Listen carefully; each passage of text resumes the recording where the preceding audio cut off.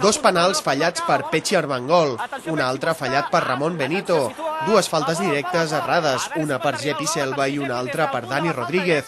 Totes aquestes accions i alguna altra clara que va desaprofitar el Blanes van ser la causa de la nova derrota per 2-5 davant del Tenerife. De fet, el Sàter Blanes va començar prou bé el partit i després d'aquesta jugada de perill que acaba en penal, Armengol aconseguia fer l'1-0 al minut 9 en segona instància. A partir d'aquí ja van començar els problemes. Dani Rodríguez ho provava de lluny en aquesta jugada que tornava a acabar en penal, però aquesta vegada Pechi no marcava ni en segona instància. Només uns minuts després es repetia el guió. Una altra ocasió clara que acabava en penal, ara sobre Quimi, i Pechi tornava a fallar. Els nervis s'estaven apoderant dels locals, que a més es quedaven amb inferioritat després d'aquesta targeta blava que veia Benito. El Tenerife va saber jugar amb això, i tot i que també van fallar en alguna ocasió, abans del descans capgiraven el resultat amb aquest penal d'Aquili i aquesta triple rematada que acaba enviant al fons de la xarxa Xavi Costa. Ja a la segona part, el Blanes ho va tornar a tenir tot de cara per guanyar, tot menys la punteria. Després de provocar aquesta falta de targeta blava, Jepi Selva fallava la falta directa, tot i que Dani Rodríguez es manava l'error un minut després i sí que feia l'empat des dels 7 metres.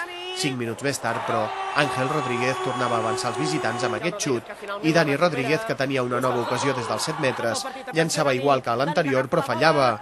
Tampoc Ramon Benito va estar encertat. Penal sobre Quimi i el capità que no transforma des dels 5 metres.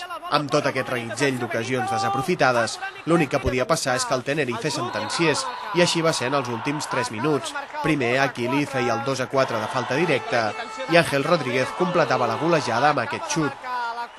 Quan estàs bé, les boles van al pal i entren, i quan estàs malament, doncs no hi ha manera. No hi ha manera, els penals no entren, i s'acumulen els nervis, s'acumula tot una miqueta, i bueno, l'explicació és de que la dinàmica és molt dolenta perquè l'equip no juga bé. El que passa que evidentment quan se te'n van de 2 gols has de prendre mesures una mica més arriscades i llavors clar, poden fer el 5-2 com ha passat al final. Els jugadors no puc dir res, els jugadors estan entrenant molt bé, en els partits no s'hi pot recriminar res, el que passa és que bé, la dinàmica és molt dolenta i això ha de canviar. Estàs donant les culpes dels resultats? Sí, clar, com a entrenador sí.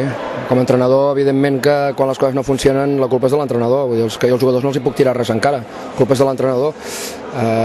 Jo no aixeco mai ni la mala sort ni res. Vull dir, hem començat amb una dinàmica dolenta i no l'estem sabent girar.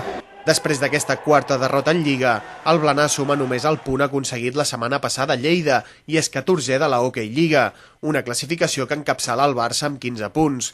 El pròxim rival del Blanes és el GEC, que és 12è.